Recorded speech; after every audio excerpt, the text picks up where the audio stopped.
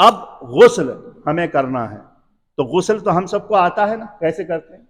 اس لیے اگر کسی کو نہیں آتا تو وہ غور سے سنے اور نوٹ کرے۔ غسل میں 3 فرض ہیں۔ اب میں جسم کو پاک کرنے کا طریقہ بتا رہا ہوں۔ بدن، نمبر 1 کلی کرنا، اور فقہا فرماتے ہیں کلی کا مطلب یہ نہیں بس ایسے پانی ڈالا اور نکال دیا کلی کر لی، نہیں، بلکہ کلی کرنے کا معنی یہ ہے کہ منہ کے اندر کا کوئی ایک حصہ ایسا نہ رہے باقی کہ جہاں تم پانی نہ بہہ جائے، حتیٰ کہ زبان کے نیچے، حتیٰ کہ دانتوں کے ارد گرد، کروٹ، حلق تک، اور پھر غرارہ کرے تاکہ کوئی اور جگہ باقی نہ رہ جائے۔ کیونکہ غسل اگر واجب ہے تو جسم کے اگر ایک بال برابر جگہ بھی سوکھی رہ گئی تو آپ کا غسل نہیں ہوگا۔ بہت سے لوگ ہمارے ساتھ بڑا کمال کرتے ہیں، گئے اور آ گئے، کیا ہوا؟ غسل کر لیا۔ آپ کو یہ غور کرنا پڑے گا کہ کوئی بال برابر جگہ بھی اگر سوکھی رہ گئی تو ہمارا غسل نہیں ہوگا۔ دوسرا فرض، ناک میں پانی چڑھانا۔ ایسے مت چڑھا دو کہ دماغ کو، سکون سے پانی، کہاں تک؟ یہ جو ناک کا نرم حصہ ہے، یہ ہڈی تک، یہاں تک پانی پہنچانا۔ اور فرمایا کہ اگر اندر ناک سوکھ گئی ہو تو اس کو آسانی سے نکالنا، اس کو صاف کر کے وہاں تک پانی پہنچانا، یہ بھی کیا ہے؟ فرض ہے۔ اور تیسرا فرض ہے پورے جسم پر پانی بہانا۔ یہ تو ہے فرض، لیکن سنت طریقہ غسل کا کیا ہے؟ ملاحظہ کریں، ایک بار سنا دیتے ہیں۔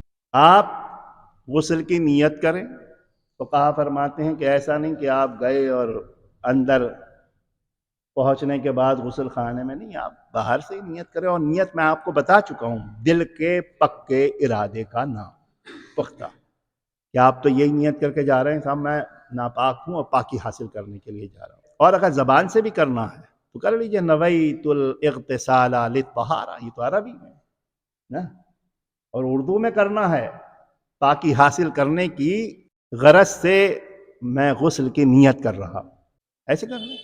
اب آپ غسل خانے میں پہنچیں، اور پھر اب یہ دھیان رکھیں کہ غسل خانے میں کہ تمہارا رخ کعبے کی طرف نہ پیٹھ ہو اور نہ آپ کا منہ ہو، یہ بھی احتیاط رکھنی چاہیے۔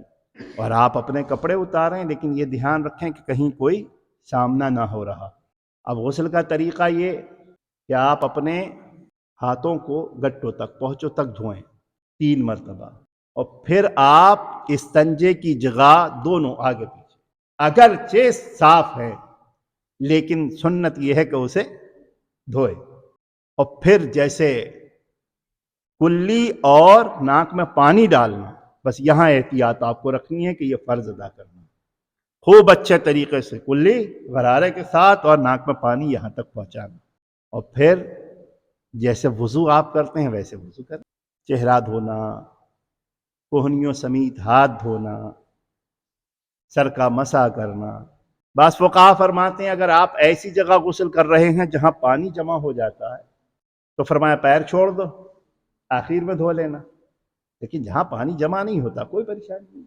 اور پھر آپ طریقہ یہ کہ پانی ہاتھ میں لے کر، اب جیسے آج موسم ہے، اب یہ ٹھنڈ کا موسم ہے تو اس میں عموماً ہمارا جسم خشک رہتا ہے، تو طریقہ یہ ہے کہ پانی ہاتھ میں لیں، ایسے جیسے تیل نہیں، تیل مسلتے ہیں، اس طرح سے پانی پورے جسم پر پہلے مل لیں، کیونکہ ڈائریکٹ اگر آپ پانی جسم پر ڈالتے ہیں اور جگہ سوکھی رہتی تو وہاں عموماً پانی بہتا نہیں۔ وہ ایک دیکھا چینل پہ ایک صاحب جو ہے وہ کہا ایک اتنے سے گلاسیاں میں پانی لے کے پورا وضو کر لیا۔ اب یہ عوام کو بے وقوف بنانے والی بات ہے۔ آپ ذرا سی توجہ دیکھیں، قرآن نے کیا کہا؟ یا ایھا الذین آمنوا اذا قمتم الی الصلاۃ، اے ایمان والو جب تم نماز پڑھنے کا ارادہ کرو، فاغسلوا وجوہکم، تو اپنے چہروں کو دھو لو، وایدیکم الی المرافق، کوہنیوں سمیت اپنے ہاتھوں کو دھو لو، وامسحوا برؤوسکم، اور اپنے سروں کا مسح کر لو۔ عجیب، مسح میں دھونے میں فرق ہے، تبھی قرآن نے دھونے کو الگ بیان کیا ہے، مسح کو الگ بیان کیا ہے۔ دھونا یہ نہیں کہ آپ نے اپنا ہاتھ پانی میں بھگویا اور مل لیا. اگر یہ دھونا ہے تو مسا کیا ہے؟ دھونا یہ ہے کہ جس اعضا کو دھونے کا حکم ہے اس اعضا پر پانی بہہ جائے. دھونے کا حکم کیا ہے؟ بہہ جائے. تو اب عرض یہ کر رہا ہوں کہ بات آ گئی ضمناً تو عرض کر دی. تو پانی ہاتھوں میں لے کر پھر ہم اپنے پورے جسم پر چمٹ لیں، چپڑ لیں، اور پھر اس کے بعد پھر داہنی طرف پانی ڈالیں، داہنے ہاتھ 3 مرتبہ، اس طرح کہ کوئی ہمارے جسم کا ایک بال برابر حصہ بھی پانی بہنے سے خالی نہ رہ جائے. 3 بار ادھر، پھر 3 بار بائیں طرف پانی بہائیں، اور پھر سر سے پانی بہا دیں. بس ان میں یہ احتیاط رکھنی ہے مردوں کو بھی اور عورتوں کو بھی. ہاں بات ضمناً ایک اور عرض کر دوں، ہمارے بہت سے ایسے مرد بھی ہیں، ایسی عورتیں بھی ہیں، وہ سوچتے ہیں شاید اگر کلمہ نہیں پڑھا تو پاک نہیں ہوں گے. ہاں بھائی، اور وہ غسل خانے میں جو ہے کلمے بھی پڑھے جاتے ہیں، لا الہ الا اللہ محمد رسول اللہ. بے ادبی ہے.